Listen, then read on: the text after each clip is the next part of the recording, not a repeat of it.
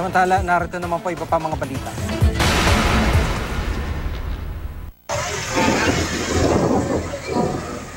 Makapal at maitim na usok ang bumalot sa 4 na palapag na gusaling ito sa Recto Corner, Asuncion Street, Tondo, Manila kahapon.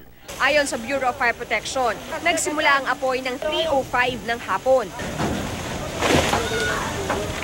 Nilamon ng apoy ang bahagi ng gusali na ginawa ng bodega at maging ang mga tindahan sa unang palapag.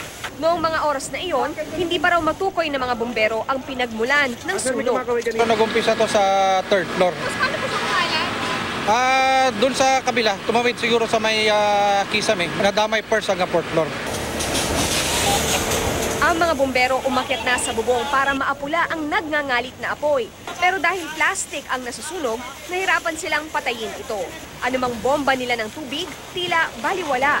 Ang mga tenag tumulong na sa pagpatay ng apoy. May mga naghakot ng gamit para hindi madamay sa sunog, habang ang iba ay sinira na ang bakal na railing para mas maayos na mabombahan ang apoy. Inabot ng 2 oras bago napatay ang apoy. Tinatayang 2.5 million pesos ang halaga ng mga nasunog na ari-arian. Ang ilang nabiktimang tenants natulala at naiyak. Marami sa kanilang mga panindang gawa sa plastic natunaw ng apoy. Victoria Tulad, GMA News.